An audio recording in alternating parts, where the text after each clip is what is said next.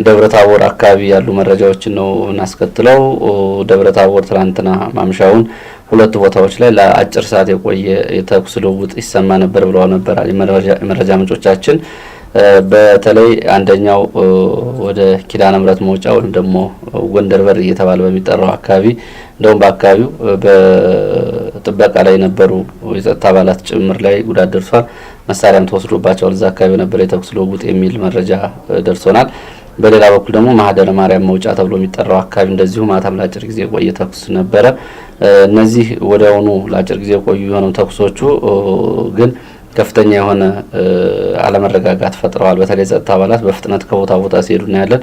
ዛሬ ማለዳውን ጀምሮ ደግሞ በተለያዩ የከተማው መውጫዎች ላይ የእግረኛ አሰሳ እንደዚሁም ከባድ መሳሪያዎችን ደግሞ ተራራማ አካባቢዎች ላይ ጠምደው ወድረው የእግረኛ አሰሳ ወደ ተለያዩ አካባቢዎች ወደ ማህደረ ማርያም፣ ወደ አለም ሳጋ፣ ወደ አየር ማረፊያ እንደዚሁም ደግሞ ወደ ኢየሱስ ተራሮች አካባቢ የእግረኛ አሰሳ ስምሪት እንቅስቃሴ መኖሩን የመረጃ ምንጮች ገልጸዋል። ይሄንን በተመለከተ ለምንድን ነው እንደዚህ የሚሆነው ግምታችሁ ምንድነው ብዬ ጠይቄያቸው ነበረ። በከተማው ላይ ፋኖ ጥቃት ሊከፍት ይችላል በሚል ነው እንደዚህ አይነት እንቅስቃሴ ያለው የሚል መረጃ ነው እየሰጡን። እንደውም ወደ አየር ማረፊያ አካባቢ ከሁለት ጊዜ በላይ በተከታታይ የከባድ መሳሪያ ድምጽ ሰምተናል ሲሉ ይህን እዛ አካባቢ ያሉ የመረጃ ምንጮቻችን አድርሰውናል። ይህም ሆኖ የጸጥታ አባላት የእግረኛ አሰሳይ ስምሪትም ምደባና ስምሪት ቢሰጥም ግን በአካባቢው ግን የተለየ የተኩስ ድምጽም አልሰማንም እስካሁን ድረስ። የከተማው የመደበኛ እንቅስቃሴም ባለበት ነው ሲሉ ነው የገለጹት። ሌላ መረጃችን ወደ ምዕራብ ወሎ አካባቢ የሚያመጣን ነው። ወግዲን አካባቢ ነው። እዚች በተለይ ወግዲ አካባቢ ተከታታይ መረጃዎችን ስናደርስ ነበረ። ዛሬም ከሰዓት በኋላ ይሄ ጎረንጅ ተብሎ የሚጠራው አካባቢ አሁንም የተኩስ ልውውጡ እንደቀጠለ መሆኑን የመረጃ ምንጮች ገልጸውልናል። ትላንትና በነበረው እና ዛሬ በቀጠለው የተኩስ ልውውጥ በመኖሪያ ቤቶች ላይ የደረሰውን ጉዳት ስንገልጽ ነበረ። የሟቾቹ ቁጥር ወደ 9 ይደርሳል ብለዋል። ይሄ ያልታጠቁ ወይም ደግሞ ንጹሃን ሰዎች በአካባቢ ጉዳት የደረሰባቸው ነው። ከዚህ ውስጥ በሚያሳዝን ሁኔታ ሁለቱ ቀርሳ ወንዝ ተብሎ የሚጠራው አካባቢ ሁለት ሰዎች በመኖሪያ ቤታቸው ውስጥ ነው ህይወታቸው አልፎ የተገኘው። በመኖሪያ ቤታቸው ውስጥ እንዳሉ ከባድ መሳሪያ በጣራው ላይ አርፎ በዚህ ምክንያት ህይወታቸው አልፎ ዛሬ ነው ሰዎቹ አስከሬን ከመኖሪያ ቤቱና ከፍርስራሽ ስር የወጣው ብለዋል። እንግዲህ እስከ 30 የሚደርሱ ቤቶች በከባድ መሳሪያ ጉዳት ሳይደርስባቸው አይቀርም ካሉ በኋላ የመረጃ ምንጮቻችን አሁን ባለው ሁኔታ ይህንን እንኳን ዙሮ ለማየት ለማወቅ መረጃውን ለመሰብሰብ ጉዳት የደረሰባቸውን ሰዎችም እርዳታ እንዲያገኙ ለማድረግ የሕክምና እርዳታ እንኳን አልተቻለም። ብዙ ሰዎች በትናንት በነበረው ተኩስ ምክንያት ከከተማ ወጥተዋል በስጋት ብዙዎቹም በቤታቸው ውስጥ ስለሆኑ የሰዎች እርስ በርስ ግንኙነት የለም። በከተማው ውስጥ መደበኛ እንቅስቃሴም ቆሟል ነው የሚሉት የመረጃ ምንጮቻችን። ከትናንትናው በአንጻራዊነት ሲታይ ግን የተኩስ ድምጽ ዛሬ ቀንሶ ይታያል ብለዋል። ሌላው መረጃችን በዚሁ ወደ ደቡብ ወሎ አምባሰል የሚወስደን ነው። አምባሰል ሮቢት አካባቢ ትላንትና እና ዛሬ ረፋዱን በነበረ የተኩስ ልውውጥ በሚሊሻ አባላትና በፖሊስ አባላት ላይ ጉዳት መድረሱን ስንገልጽ ነበረ። ከዚህ በኋላ የተኩስ ልውውጥ አድርገዋል የተባሉት የፋኖ አባላት ከአካባቢው መሄዳቸውን ተከትሎ ወደ አካባቢ መከላከያ ከደረሰ በኋላ አካባቢው ነዋሪዎች ላይ ትብብር አድርጋቸዋል በሚል የመሳሪያ የቤት ለቤት ፍተሻ እንዲሁም መሳሪያ መንጠቅ እንደዚሁም ሌሎች ጌጣጌጦች ጭምር ተወስደዋል ነው የሚሉት በቤት ለቤት ፍተሻ። ይህንን በተመለከተ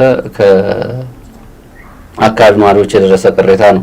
ፍተሻ በሚል ከጉዳዩ ጋር ተያያዥ የሌላቸው ውድ ቁሳቁሶች ሁሉ እየተወሰዱብን ነው ሲሉ ነው የገለጹት። ሞባይልን ጨምሮ የአንገት ሐብልም ተወስዶብናል ይላሉ የመረጃ ምንጮቻችን።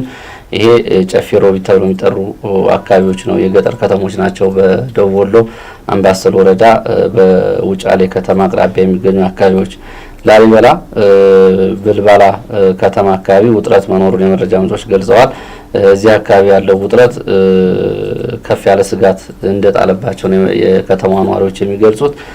በአካባቢው ተጨማሪ ኃይል በየቀኑ እየመጣ ወደ አካባቢ ወደ ከተማዋ አቅራቢያ እየሰፈረ ስለሆነ የመንግስት እንደባለፈው ውጊያ ሊቀሰቀስ ይችላል በሚል የከተማ ነዋሪዎች ከፍተኛ ስጋት ውስጥ መሆናቸው ነው። በዚህም አንዳንዶቹ ቤታቸውን ዘግተው ወደ ላሊበላ ከተማ እየመጡ መሆናቸውን ይገልጻሉ። እዛ አካባቢ ግን እስካሁን ድረስ የተለየ ነገር ግን የለም። ያው ውጥረትና ስጋት ነው ያለው። በስጋት ምክንያት ሰዎች አካባቢ እየለቀቁ መሆኑን ነው የሚገልጹት።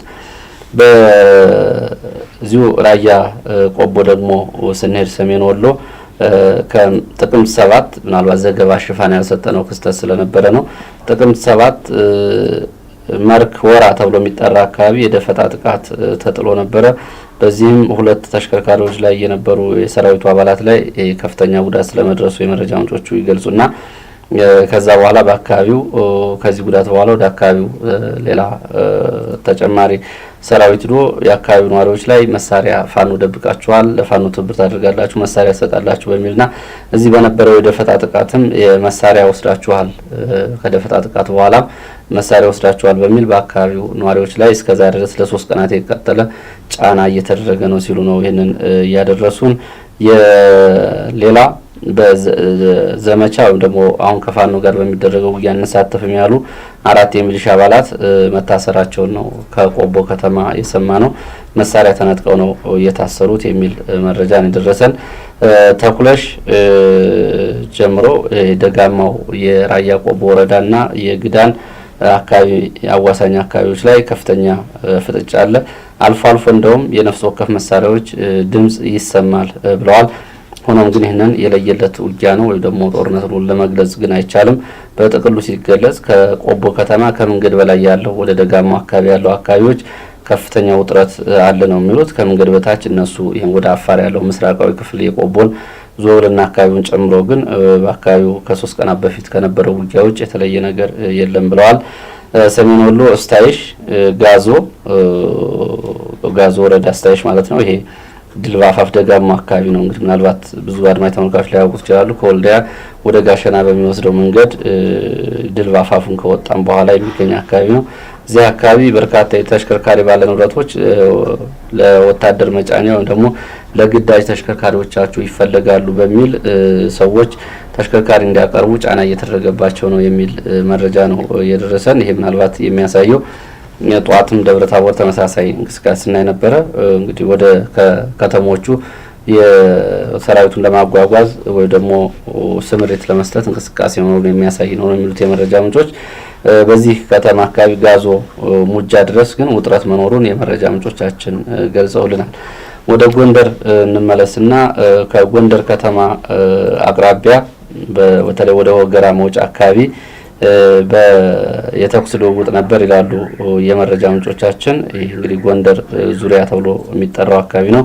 በዚህ አካባቢ የተኩስ ልውውጥ ነበረ። በተኩስ ልውውጡ ግን የደረሰውን ጉዳት ማወቅ አልተቻለም ሲሉ ነው የገለጹት። ይሄ ትላንት ማታ የሆነ እንደሆነ ነው የገለጹት። በጥቅሉ እንግዲህ የተለየ ምስራቅ አማራ አካባቢዎች ተብሎ የሚጠሩትና የሰሜን ምዕራብ የአማራ አካባቢዎች ላይ ዛሬ ከሰሞኑ ሁኔታ አንጻር ሲታይ በላይ ትላንትና አፍላ ውጊያ የነበረባቸውን ማርቆስ፣ ፍኖተ ሰላም አቅራቢያና እዚህ ምዕራብ ወሎ አካባቢ እንዲሁም ሰሜን ሸዋ ሚዳና መራኛ ያሉትን አካባቢዎች ጨምሮ ሲታይ እንግዲህ አንተ ያስካቸው መረጃዎች እንዳሉ ነው ማለት ነው። ዛሬ ብዙ ቦታ የተኩስ ድምጽ አይሰማም። ከሰሞኑ ሁኔታ አንጻር ሲታይ ብዙ ቦታ የተኩስ ድምጽ አይሰማም። በአንጻራዊነት ቢያንስ እንደው ተኩስ ካልተሰማ ይሄንን በቀን እንኳ የንጹሃን ዜጎች ህይወት አልተቀጠፈም ብሎ መውሰድ ይቻላል። ወይም ደግሞ ይሄንን ዛሬ ከሰሞኑ ሁኔታዎች አንጻር ይሄ በዚህ ሊገለጽ ይችላል። ያስኳቸው መረጃዎች እነዚህ ናቸው። በለጣም አመሰግናለሁኝ።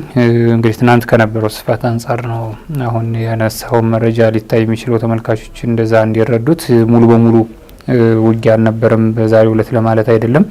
ቀጥሎ እንግዲህ በምዕራብ አማራ በኩል ያሉትን ስናቀርብ እንግዲህ የምናገኘው ወደ ቋሪት ለመግባት ውጊያ እየተደረገ እንደሆነ በጧትም ገልጸን ነበረ።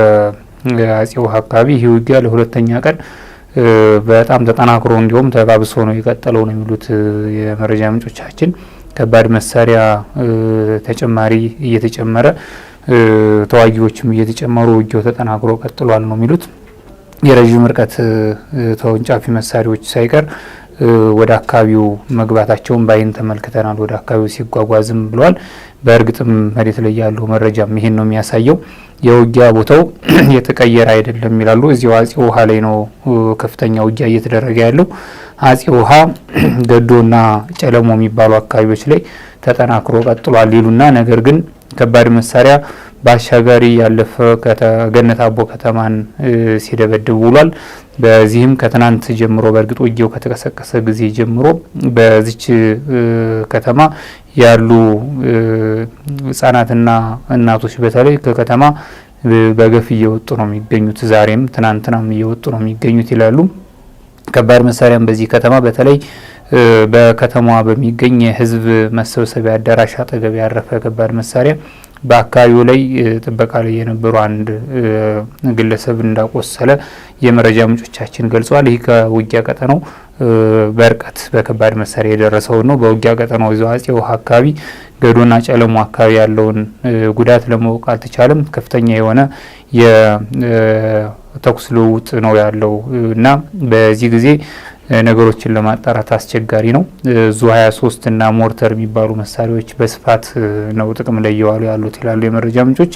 እንግዲህ በፋኖ ኃይሎችም በኩል ከውጊያ ቀጠናው ወደዚህም ወደ መከላከያ ወዳለበትም እንደዚሁ የከባድ መሳሪያዎች ሲተኮሱ እንደዚሁ እንደሚሰሙ ነው የመረጃ ምንጮች የገለጹት። ውጊያው ምን ያህል ከባድ እንደሆነ በዚህ ሊታይ የሚችል ነው። ሆኖም ግን በአካባቢው ማህበረሰብ ላይ ከፍተኛ ስጋት ነው የጣለው።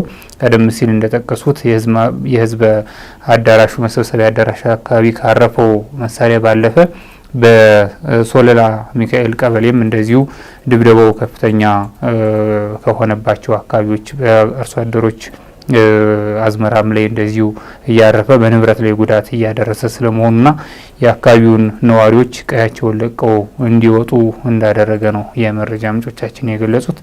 ይሄ በጃቢ ጠናን ወረዳና በቋሪት ወረዳ አዋሳኝ አካባቢዎች እየተከናወነ ያለው ውጊያ ነው። በተለይ አፄ ውሃ ጃቢ ጠናን ፍኖተ ሰላም ከተማ የምትገኝበት ወረዳ ማለት ነው። የፍኖተ ሰላም ከተማ ዙሪያ በዚህ ወረዳ አፄ ውሃ የሚባል ቦታ ነው። ለሁለተኛ ቀን ነው ይህ ውጊያ እየተደረገ ያለው። ሌላኛው መረጃችን ወደ አዴት የሚወስድን ነው። አዴት ሰሞኑን በተለይ በጣም በሚያሳዝን ሁኔታ ሆስፒታልና ጤና ጣቢያዎች አገልግሎት ማቋረጣቸውን እየገለጽን ነበረ። ከሆስፒታል ሰራተኞች ወይም ባለሙያዎች ባገኘነው መረጃ መሰረት በዛሬው ዕለትም ይህንን ስናረጋግጥ እስካሁን ድረስ በአገልግሎት አልጀመረም ሆስፒታሉም ሆነ ጤና ጣቢያዎች። በዚህ ምክንያት በጣም በርካቶች እየተቸገሩ ነው የሚገኙት። መደበኛ የሕክምና ክትትል ሲያደርጉ የነበሩ የቀጠሮ ታካሚዎች በቀጠሯቸው መሰረት ሕክምና እያገኙ አይደለም። እናቶች ከጤና ተቋማት ውጭ እንዲወልዱ እየተገደዱ ነው። በተለይ ሳምንት ሆኖታል እንግዲህ አዴት ሆስፒታል ስራ ካቋረጠ።